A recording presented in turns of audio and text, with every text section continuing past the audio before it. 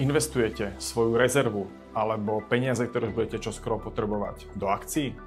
Častá chyba. Problém je volatilita akciového trhu. Ceny akcií môžu prudko kolísať a riskujete zrovna korekciu smerom dolu, čiže stratu, v čase, keď budete potrebovať svoje peniaze vybrať. Stretávam sa s tým pomerne často, najmä v situáciách, aká je teraz.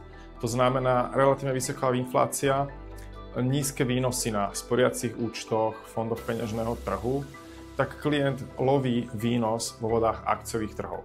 No a potom príde korekcia a klient zhodou okolností náhodou potrebuje tie peniaze. Problém. Klient je nahnevaný a častokrát zanevre na investície ako také. A pritom to bola len chyba a nesprávne investičné rozhodnutie do nesprávneho nástroja. Život má jedinú konštantu a to je zmena. A môže sa udiať čokoľvek. Aktuálne napríklad s jedným klientom sme riešili, že jeho dlhodobé podnikanie a business partner vlastne skončili a tým pádom potreboval siahnuť na svoje rezervy. My sme práve s touto alternatívou rátali v našej stratégii a tak svoje prostriedky mal vo vysoko likvidných, nízko volatilných produktoch. To znamená, vybral tie peniaze, ktoré tam dal, vybral ich aj s výnosom, aj keď nebol nejako veľmi veľký, ako boli akciové výnosy za posledné roky. Preto krok je veľmi jasný.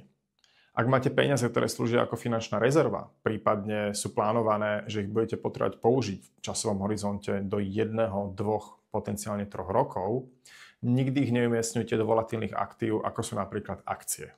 Namiesto toho zvolte bezpečnejšie a likvidnejšie investičné nástroje.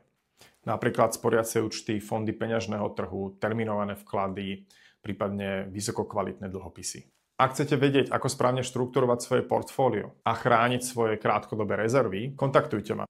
Spoločne vytvoríme stratégiu na mieru, kde vaše investície budú mať pevný základ, jasnú štruktúru a budete pripravení pre každú situáciu.